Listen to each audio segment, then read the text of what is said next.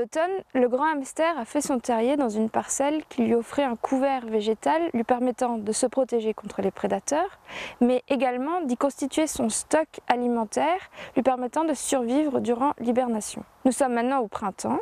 et la plupart des cultures sont en sol nu, que ce soit les cultures de pommes de terre, de choux ou comme ici de maïs. Ici, nous sommes devant un terrier de grand hamster. Malheureusement, le couvert ne lui est pas suffisant et il va devoir se déplacer sur de longues distances pour pouvoir trouver à la fois un couvert protecteur, mais également un couvert alimentaire. Donc en dehors du problème de couvert de protection contre les prédateurs que pose la monoculture de maïs, il y a aussi un problème nutritionnel, puisque nous avons montré au laboratoire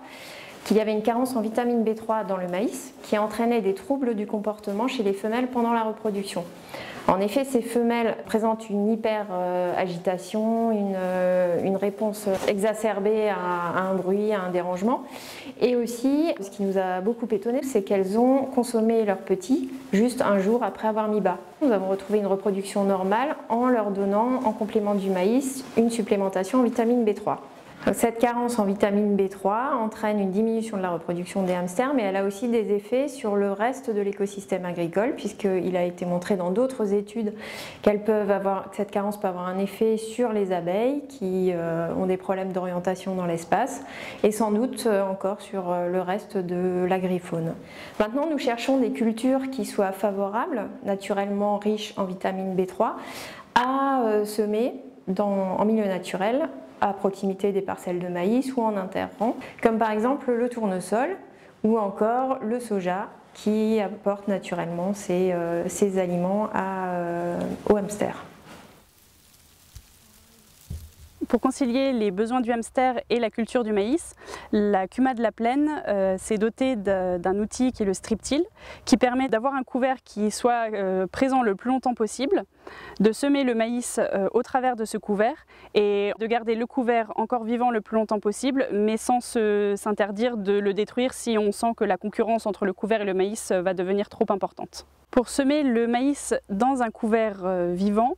on a testé différentes cultures, donc notamment le trèfle et ici sur cette parcelle, un couvert d'orge et de pois qui a été semé à l'automne précédent, donc dans lequel on passe le strip-till et dans lequel on va semer le maïs après. Alors l'intérêt agronomique du strip-till, c'est donc de permettre un travail du sol qui prépare quand même une bonne ligne de semis, mais uniquement sur environ un tiers de la surface de la parcelle, ce qui permet de garder une grosse proportion de sol non travaillé, donc non perturbé, ce qui est très important pour la microfaune du sol, donc ce qui est vers de terre, collemboles, etc.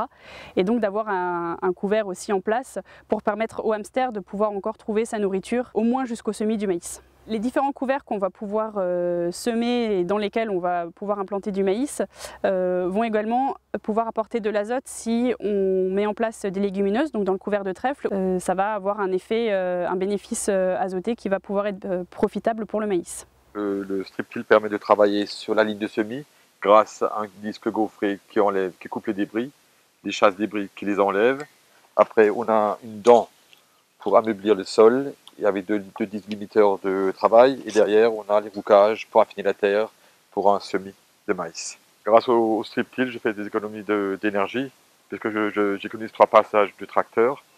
un labour, le broyage avant le labour des cannes de maïs et le biboculteur au printemps.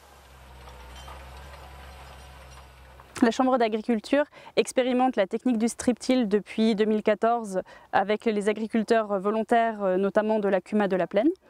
Dans le cadre des essais, il faut encore améliorer cette technique pour pouvoir